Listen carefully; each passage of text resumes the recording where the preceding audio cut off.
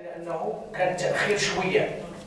احنا ما كنعتبروه شوية السيد المدير، هذا تأخير كبير، وكان بودنا زيارتك اليوم على أنها انطلاق أولى المشاريع الخاصة بهذا المخطط ديال التهيئة الحضرية، على الأقل إعطاء حجر الأساس لواحد من هذه المشاريع أو إعطاء انطلاقات مشاريع خاصة بالاقتصاد الاجتماعي.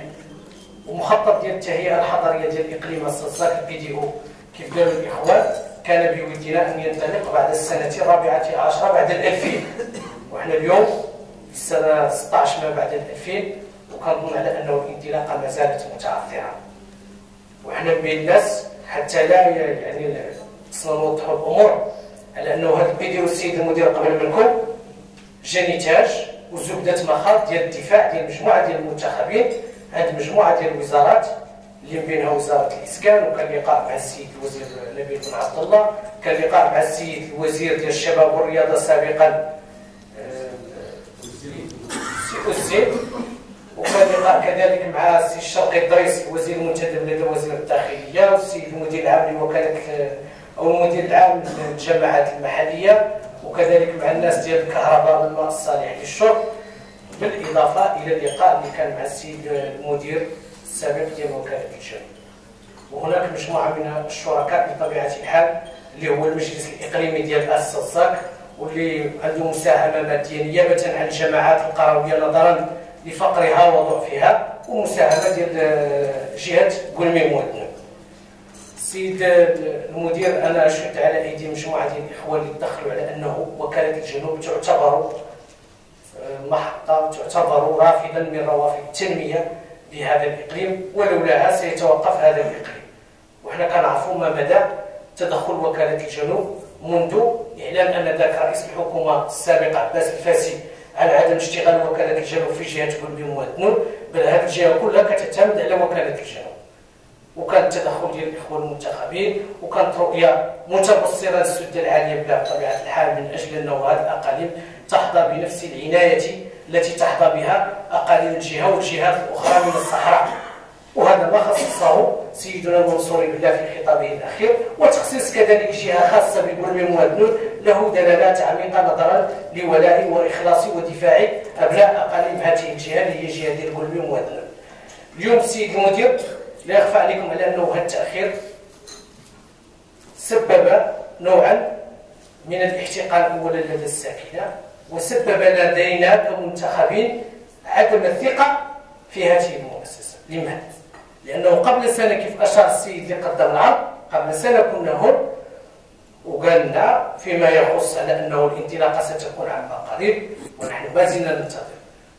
وأحيطك علما السيد المدير، وحنا طرحنا في لقاء سابق مع المسؤول الأول بالإقليم فيما يخص بلدية أسا، خصوصا في المسألة ديال إعادة الشبكة ديال الماء الصالح للشرب، وكانت مساهمة ديال العمالة وكانت مساهمة ديالكم، ولكن لحد الآن مازال الصفقة ما تهنات، حتى الصفقة باقي ما تهنات. وين غدار هذه الصفقة هذه؟ وين غتكون لي طرافو؟ وين يعني هناك تأخير كبير على مستوى التهيئة الحضرية. أنا بالعكس وشاطر السيد المهندس اللي قام بالدراسة على أنه صور لنا الواحة كرافد من روافد التنمية في هذا المجال، وبطبيعة الحال مشاطره الرأي أعطى دراسة مضبوطة، أعطى يعني مجموعة ديال البنى التحتية التي ستساهم يعني في الفراغ لدى الساكنة، أعطى مجموعة ديال الأمور اللي هي إيجابية حقيقة، لكن أنا أراها ما زالت حبرا على ورق. الأجراء السيد المدير تستلزم منكم، لأنه ما نراه داخل وما عهدنا في وكالة الجنوب هو الدينامية الحقيقية من أجل الاشتغال.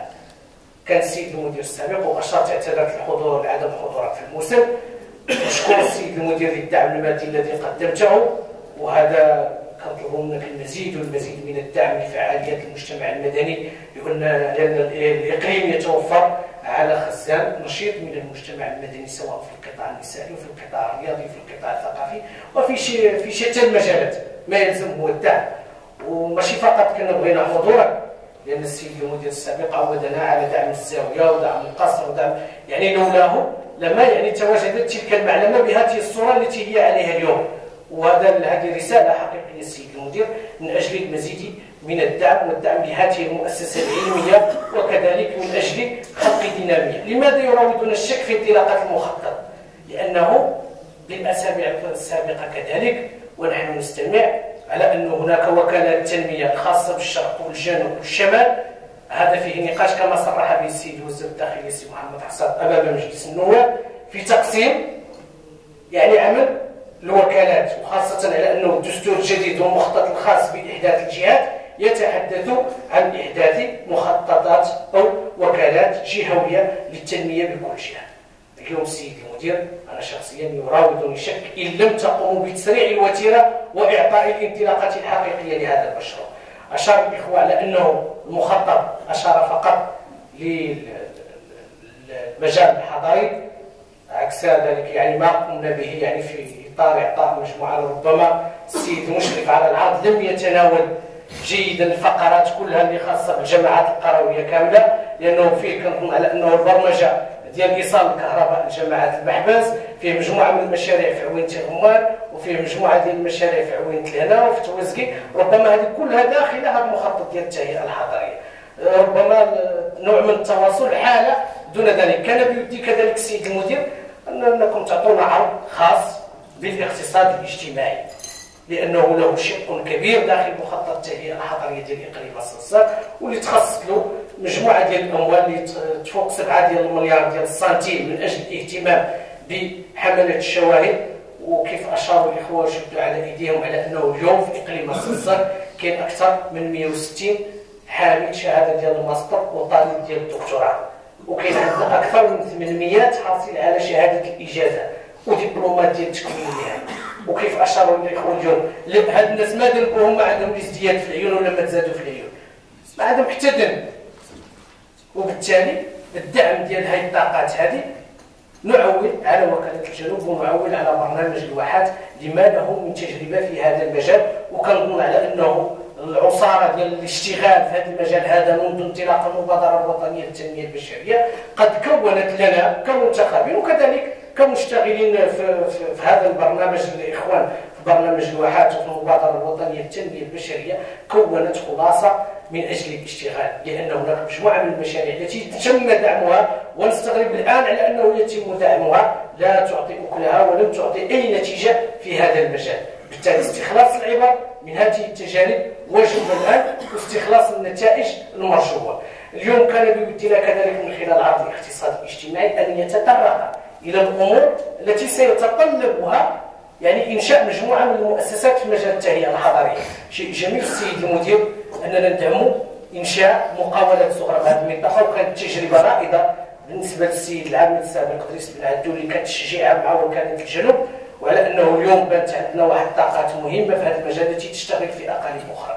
لكن الرب السيد المشرف على العرض أشرت على أنه هناك مجموعة من الخصوصيات في هذه الساحات. في مدينة الصبارة تم إحداث مقاولة وتعاونية خاصة أو الناس اللي كيديروا هذه الحجار في السمارة، وتفرض في لي سي بي اس المقاولات على انهم يشتغلوا من عندك ويشتروا من عند هذيك التعاونيه. اليوم شيء جميل داخل العرض على انك تقدم لنا واحد الكرسي خاص بمدينه اسا ولا واحد الغطاء خاص بمدينه اسا ولا الرخام خاص بمدينه اسا، وحنا كنتوفروا فيه على خزان كبير. يتم يعني تشجيع طاقات في هذا المجال التي ستسوق منتوجها بشكل كبير لا على مستوى ديال التهيئه الحضريه ولا على مستوى اقاليم اخرى. يعني لا بد من يعني تنسقوا هذا العمل ما بين الاقتصاد الاجتماعي والعرض ديال التهيئه الحضريه. السيد المشرف على العرض لما لكم من تجربه في هذا المجال. كيف اشاروا الاخوه يعني في الجامعات القرويه يعني هناك مجموعه ديال الاحتياجات التي يعني تتطلبها ساكنه المدينه، مدينه اسا او مدينه الزهر اللي هي حاضره الاقليم اسا والبلديه الثانيه هي الزهر. ولكن لا ننسى كذلك السيد المدير على انه لازم العنايه، لانه هذه الجماعات الحضريه بدون روافد ديالها وبدون هذه الجماعات القرويه لا نساوي شيئا. يجب دعمهم داخل المخطط ديال التهيئه الحضريه. وكذلك هذه رساله اللي حنا خصنا نقوموا بها كمنتخبين على انه لازم ندافعوا من خلال ما اثير مؤخرا اللي هو الماده 30 المخصصه للصندوق ديال الدعم القروي، واللي نتوما يعني عندكم خبير في هذا الموضوع السيد المدير لاشتغالكم بوزاره الفلاحه والصيد البحري، والوزير الصديق ديالكم يشرف على هذا الموضوع هذا. خص يعني ماذا بنا عندكم اصدقائكم من اجل الاشتغال مع الجماعات القرويه اللي ما عفوا الله يخليك. نهضروا في الخدمه الاصدقاء ديالي ما كنجبدش الاصدقاء ديالك. شكرا السيد المدير. فقط اشرت على انه هذه الماده 30 تتوفر يعني ودعمتها الحكومه من اموال دافعي الضرائب بصندوق مهم اللي يعني فاق 55 مليار ديال الدرهم اللي ستعود بالنفع على هذه الجماعات القرويه التي ظلت استثناء واللي هي ما كتستافدش من هذا الموضوع هذا. الخطاب الملكي السامي الاخير ديال سيدنا ديال الدعم القروي، دعم الجماعات القرويه له يعني شق كبير. نتمنى من يعني داخل المخطط ديال التهيئه الحضريه يتم الدعم ديالو. اشار احد الاخوه على انه التفكير في دعم البشر بدل الحجر. انا اشير على انه الاقليم اشارت الورقه الاطار الخاصه بالمخطط ديال المجلس الاقتصادي والاجتماعي والبيئي على انه الاقليم الصلصال هو الاقل استفاده في مستوى التنميه من بين الاقاليم الصحراويه ككل، وبالتالي لا تنميه لا في الحجر ولا في البشر. يعني دعم الشركاء والمنتخبين بطبيعه الحال يبقى المخطط الذي اشار له السيد المهندس وهو ماشي قران كريم، يعني فيه مجموعه ديال فيه مشاورات، وحنا هنا من اجل الانصات لان احنا المنتخبين هم صوت يعني صوت الساكنه وصوت الرعايه ديال سيدنا. لنا اقتراحاتنا في هذا الموضوع، لكن ما نركز عليه السيد المشرف على العرض على انه الساكنه قد ضاقت ذراعا من يعني من هذه الخطابات. سنحدث هذا البروجي اللي عطيتنا السيد المشرف حنا نقلناه للناس كما كيف عطيتو لينا، والناس راه مازال كتنتظر كاننا كنسوقوا السراب. هذا التاخير الحاصل قد ولد لدى الساكنه نوعا من الاحباط حقيقه، نوع من الاحباط في انجاز هذه المشاريع. لماذا تولد هذا الاحباط؟ اولا التاخير الحاصل في انجاز هذا المشروع، ثانيا بموازاة التنميه الحاصله سواء بالجماعات القرويه والاقاليم المجاوره لنا. يعني المواطن في مدينه فاسا كيسافر 100 كيلومتر كيلقى التنميه، كيستقبلوه بالنافورات، كيستقبلوه بالاضواء، كيستقبلوه لا شرقا ولا شمالا ولا جنوبا، جميع الاقاليم. هذا الاقليم مازال فيه واحد النوع ديال التاخر كبير ونوع ديال التاخير كبير. حنا اشرنا سابقا في اجتماع مسؤول مع السيد العامل اللي كان حضور رؤساء الجماعات واعضاء المجلس الاقليمي على هذا التاخير هذا، ولكن نظن على انه التاخير الكبير ناتج عن يعني بطء والعمل المتاخر، لانه اشار حتى المسؤول السابق في اجتماع سابق على انه وكاله الجنوب، وما خصناش نربطوا هذا التاخير بالانتخابات او بالمسلسل الانتخابي او بشيء من هذا القبيل، لانه التنميه ما خصناش نربطوها باي كان. هناك مؤسسات ديال الدوله لها صيرورتها ولها ديناميتها، يجب ان تشتغل ويجب ان تعطي للرعايه ديال سيدنا حقهم في اينما تواجدوا، لان هذه كلها اموال ديال دافعي الضرائب، مساهمه ديال الوزارات لانها غائبه بهذا الاقليم. ونتمنى السيد المدير ان يكون صدركم رحبا من اجل الاشتغال، وخير جواب ستجيبوننا به هو الاشتغال واعطاء الانطلاقه لهذه الاعمال في المستقبل القريب، لا ان نخرج من هذه القاعه ونعطي خطابا للساكنه وعكس ذلك تماما المواطن سيبقى ينتظر. اظن على انه هناك نوع من الاحتقان تساهم فيه بشكل كبير وكاله الانعاش والتنميه الاقتصاديه والاجتماعيه لاقاليم جنوب المملكه. اخيرا لابد ان اشكر كل المساهمين معنا والوزارات الوصيه، خاصه المديريه العامه للجماعات المحليه التي اعطت دعم مالي كبير، وزاره الاسكان، برنامج الواحات الذي اشتغل معنا، وكذلك السيد الموسق الاقليمي السي بوشعيب الذي كان الاشتغال لمده 10 سنوات في خلق تجربه رائده في مجال الاقتصاد الاجتماعي. وشكرا، واستسمح النقطه.